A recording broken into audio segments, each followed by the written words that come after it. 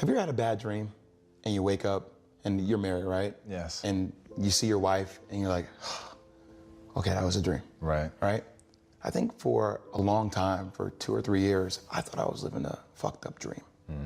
And I kept waiting to wake up. I kept waiting to wake up. Tim was the first person that forced me to talk, just to talk. And it's amazing when you just open your mouth and you start saying how you really feel about stuff. I mean, think about how many people really say how they feel. Virtually nobody. Exactly. And I think Tim was the first person I actually started to have like full transparent conversations with. Right. Where I was like, I don't like the person I was. He's like, what do you mean? I was like, I cheated a lot on my girlfriend. I lied a ton. I was consumed by money. I used to gamble. I never gambled. You know, I would say things just because it was the right thing to say. Not that I was maliciously a bad person. Right. I just never even thought about what my actions were. I was too busy moving. And Tim forced me to stop. And I still stop myself to this day. And you stop yourself from what? Focusing on who you don't want to be and focus on who you do want to be? Or? I press pause in life sometimes, and I think it helps. I recalibrate. To try to get out of an obsessive thought? Yes, or just to, you know, even to get out of funks, whatever maybe, you know, I'm a firm believer in that you have to find balance in life, right? So there are gonna be times where your journey is gonna be down here and it's gonna be tough. And the same when things get high. You know, you sign a new deal, or you have to be able to keep things in perspective. And I think sometimes when I stop, I force myself to assess, okay, what are the benefits? You know, where are the negatives? How can I turn this negative into a positive? All right, let me make sure that I don't get too high and I continue to keep my head down and work harder because I want to achieve more. If it's not for me, for the people that work for me or for my girlfriend or my mom deserves better. So I try to find that one thing because I'm very goal oriented that I need to work towards. And once I achieve that, it's another goal. And I don't want it to ever stop because that's what life should be. I can't live in the past. I have to be present. I think there are a lot of times that you would see me in moments where I wouldn't be there because I was too busy reaccounting what was instead of what's happening currently. Not even what's going to happen. Like I just wasn't even present. I was just there. Some other advice I think that I have to continue to be better. I know it's simple, but I still have faults, man. I still make mistakes. I'm not perfect. I'm not perfect in relationships. I've hurt people and I've been hurt. It's a challenge for me to really let somebody in to, you know, my own demons that I suffer from. It's a challenge for me in my relationship with my father. I love my dad wholeheartedly. Me writing the book hurt our relationship to a degree. I try to talk to him about it.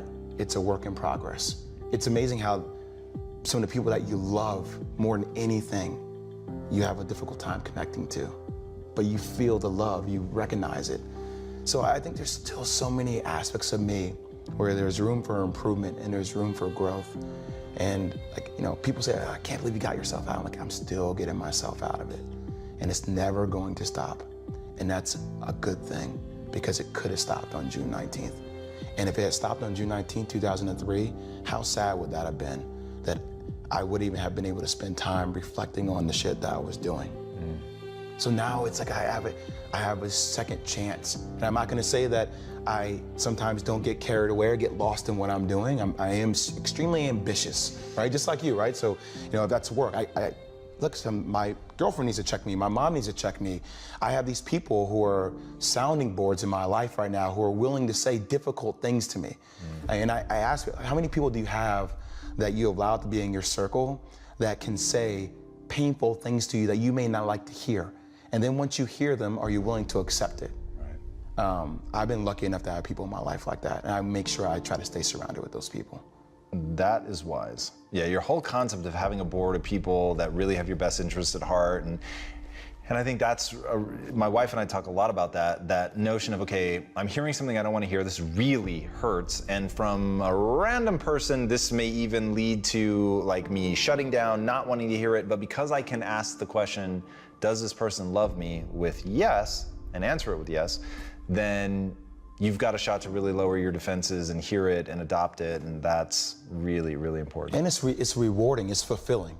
It's fulfilling to recognize that nobody is the perfect end product and that everybody has stuff to work on. But once you're able to say, wow, that is something I need to work on, and you feel yourself taking the steps necessary to be better at it.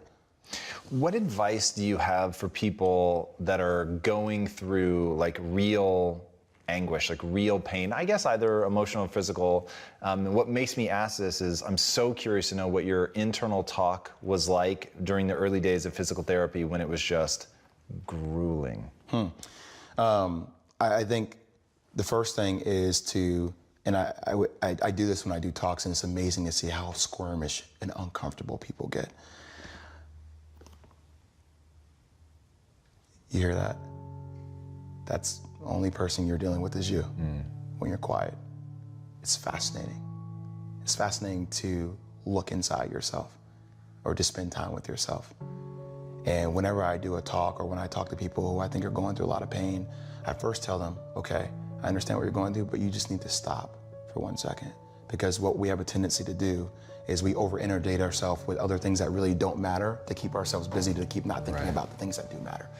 So once you're finally able to stop yourself and you're present with yourself, you have to go back and you have to address it. I'm not saying that you're gonna find a conclusion right then and there, but you have to recognize that whatever happened did happen. And I try to push people to find silver linings. I think there's truly a silver lining in everything. And once again, it's what you choose to focus your energy on. If you choose to focus your energy on all the things that God took away from you, or whatever entity that is that you believe in took away from you, then you will be consumed with that energy. If you try to force yourself to be consumed with the silver lining, even if you revert back, you have to remind yourself of the silver lining because it gives you a target goal. Like, it's mental targeting. Are you able to focus on something that allows you to get out of your own way? If you don't have a goal to help you get out of your own way, you will be stuck. So what is that? Is that your wife? Is that your parents? Whatever you need to use to be better for, you have to do that. And you have to find that it's only gonna come from listening to yourself and spending time with yourself. You are the only person that could change it. At the end of the day, people can wanna help you as much as they wanna help you. And I don't think complaining is the answer either. I think vulnerability and talking to people about what's actually going on in your life gets them invested in you. And the more you listen to them, gets them invested. You invested back in them, and that's when a bond is formed. But that person can only take you so far. You have to want to take yourself to a different place. And if you don't have that, then you're gonna stay stuck. And a lot of people choose to stay stuck. And we see it every single day. So that always scares me. He's self-aware enough to know that he is the problem and the solution. Do you have like a piece of advice that you get? Or did you tell him anything? Like, what do you say? I didn't really know what to say at that given moment. And it's scary. I mean, a lot of people, they may not properly articulate that, but they live their lives that way. I mean, I think the more you're willing to confront it, the more you're willing to talk about it. I think talking helps, man. I know this sounds cheesy. Not at all. But I talk to myself, okay? People have seen me and think I'm a little bit crazy. But, I remind myself of what happened. I wake up in the morning and I always make sure that I look at my leg. I can't pick up my big toe, right? So I have to crack my toe. My toe always cracks and it hurts in the morning when I crack it because it gets stiff. And all right, my accident happened like June 19th, 2003. Right. It happened. It sucked.